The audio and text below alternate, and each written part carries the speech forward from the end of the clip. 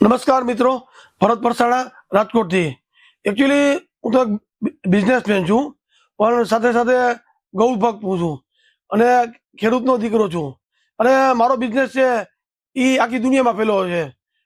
America, Europe, Japan, ખાસ કરીને ઇઝરાયલની ખેતી જોઈ છે, ચાઇનાની ખેતી જોઈ છે.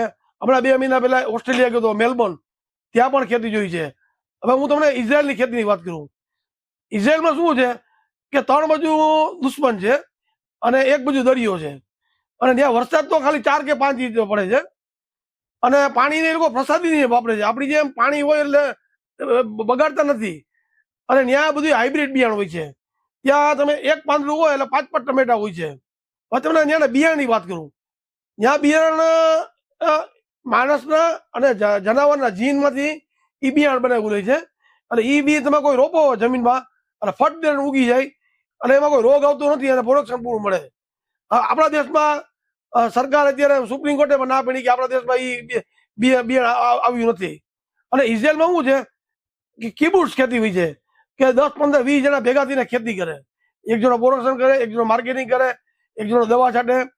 અને આખા દેશનો માલ, એનો કેપિટલ તેલ આવી છે, ત્યાં કોલ્ડ સ્ટોરેજ છે, ત્યાં આવી જાય અને વિધિન 24 અવર્સ 24 કલાકમાં આખી દુનિયામાં સપ્લાય થઈ જાય. હવે આનો અમે એક જ વિકલ્પ શોધ્યો કે મેં ગાય આધારિત ખેતીમાં બધે મારા તો ગૌશાળા હતી એટલે બધાના મેં પ્રયોગો બધા જાણ્યા. સુભાષ પાલેકર છે, એના જે જીવામૃત છે, ઘન જીવામૃત, આ મારા ખેતરમાં પ્રયોગ કર્યા. એટલે સુભાષ પાલેકરમાં શું છે, જે જીવામૃત એમાં 200 લીટરનું બેરલ લેવાનું, એમાં 20 kg ગોબર, 5 થી 10 લીટર ગૌમૂત્ર અને 2 કિલો ગોળ ને 2 લીટર તાજી છાશ અમે ઉમેરી હતી. આ હલાવીને 1 એકરમાં દર 15 દિવસે પાઈ દેવાનું. અને ઘન જીવામૃત કે 100 કિલો છાણ લેવાનું, 5 થી 10 લીટર ગૌમૂત્ર, 2 કિલો ગોળ અને 2 લીટર તાજી છાશ. આ હલાવીને તમારે 1 વીઘામાં સુકાઈ જાય 3-4 મહિને એટલે પાયા માપી દેવાનું.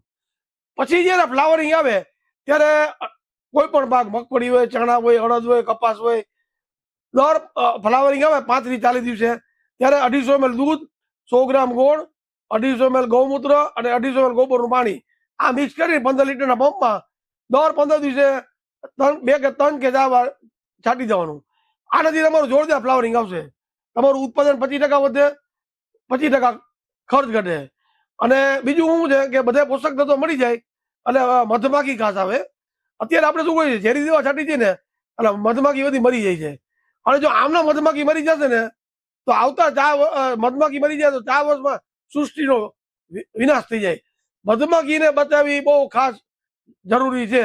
મધમાખી આપણી ફલિનીકરણ કરે છે. એટલે આ મારો પ્રયોગ બહુ સક્સેસ ગયો. આ પંપ 20 રૂપિયાનો થાય છે. તો આ 20 રૂપિયાની જો મેં નુકસાની થાય તો મેં 1 કરોડ રૂપિયા ઇનામ બહાર પડ્યું છે. આના માટે 2010માં આપણા વડાપ્રધાન નરેન્દ્રભાઈ મોદી ગુજરાતના મુખ્યમંત્રી હતા ત્યારે મારો સાલ ઉઠાડીને બહુમાન કર્યું હતું. આજની તારીખમાં વડાપ્રધાન થયા પછી ઓર્ગેનિક ખેતી માટે કોઈનું બહુમાન નથી કર્યું. તમે નેટ ઉપર સર્ચ કર્યું તો કરી લેજો.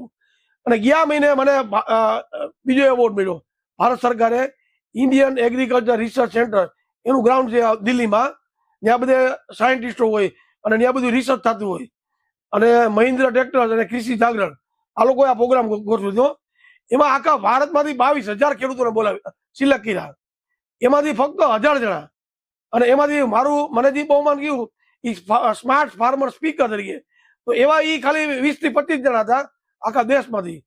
એ 3 દિવસો દિલ્હીમાં પહેલી, બીજી, ત્રીજી પ્રોગ્રામ હતો ઇન્ડિયન એગ્રી રિસર્ચ ગ્રાઉન્ડમાં. ટેલિકાસ્ટ હતું. ત્યાં મેં જાહેર કર્યું કે આ 20 રૂપિયા જો તમારા પંપમાં નુકસાની જાય તો 1 કરોડ રૂપિયા ઇનામ. તો આજની તારીખમાં હજી કોઈ ઇનામ લેવા નથી આવ્યું. આ મારા અભિયાનમાં ટાટા સન્સ જોડાયેલા છે, રિલાયન્સ છે, અદાણી છે, અંબુજા છે, આગા ખાન છે, આત્મા છે. આ બધા સમગ્ર દેશ દુનિયામાં આ મારો પ્રચાર કરે છે. આફ્રિકાના ખેડૂતો, દુબઈના ખેડૂતો. એટલે મિત્રો આ 100% સક્સેસ છે. અને તમે આ જેટલો બને એટલો મારો વિડીયો વાયરલ કરો, કારણ કે હવે જનજાગૃતિ જરૂરી છે. જો આપણે આ જનજાગૃતિ નહીં લેવી તો આપણી પેઢી, નેક્સ્ટ જનરેશન છે એ જન્મથી જ બીમાર થશે. કારણ કે આજે દૂધ ખોટા છે, ખોરાક ખોટો છે. આજે તમે હોટલમાં જાઓ છો, કોઈ પૂછો છો કે આમાં તમે તેલ કયું વાપરે છે, કોઈ પણ 5 સ્ટાર હોટલ હોય ને તો એ બધા કપાસિયા તેલ વાપરતા હોય.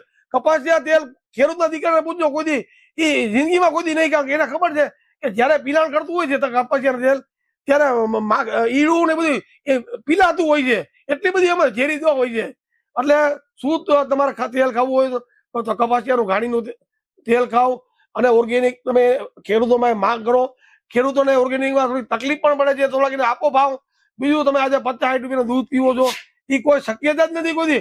આજે હું મારી ત્યાં ગાય રાખું છું, મને ખબર છે 150-200 રૂપિયા ઘરમાં પડે છે. તો પછી આ બધું સારું ખાવા હું તમને નમ્ર વિનંતી કરું છું. આભાર.